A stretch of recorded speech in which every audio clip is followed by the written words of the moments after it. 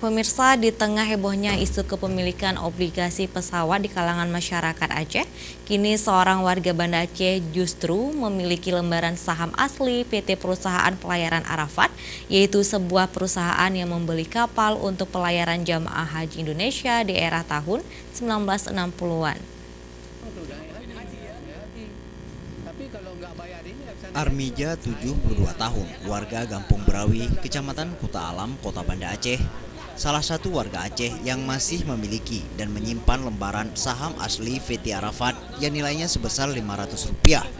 Lembaran saham itu merupakan milik ayahnya, almarhum Tengku Mahjidin, yang dibeli dari PT Perusahaan Pelayaran Arafat. Menurut keterangan Armija kepada awak media di Sekber Banda Aceh, saham yang bernilai 500 itu dibeli ayahnya dari PT Perusahaan Pelayaran Arafat pada 1 Januari 1969 silam. Dan biaya pembelian saham itu digunakan oleh PT Perusahaan Pelayaran Arafat untuk membeli beberapa kapal yang kemudian digunakan untuk memberangkatkan jamaah haji Indonesia ke Tanah Suci. Punya bapak saya, Tengku Haji Mahidin. Ini saham ini keluar saham ini tahun 1969.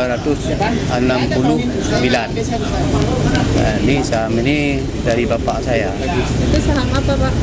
Saham pergi naik haji tahun 65 untuk beli sebuah kapal laut. Ceritanya gimana waktu itu kalau menurut almarhum ayahnya?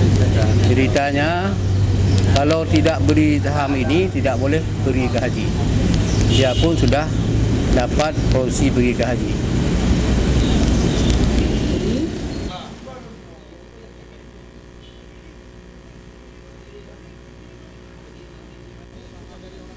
Dalam lembaran obligasi itu juga tertulis total modal, yaitu sebesar 560 juta, terbagi atas 1.120 pemegang saham dengan nilai 500. Dan saham itu berstempel resmi atas nama Dewan Pengawas Brigjen TNI Rosan Rusli. Tim Liputan, Aceh TV.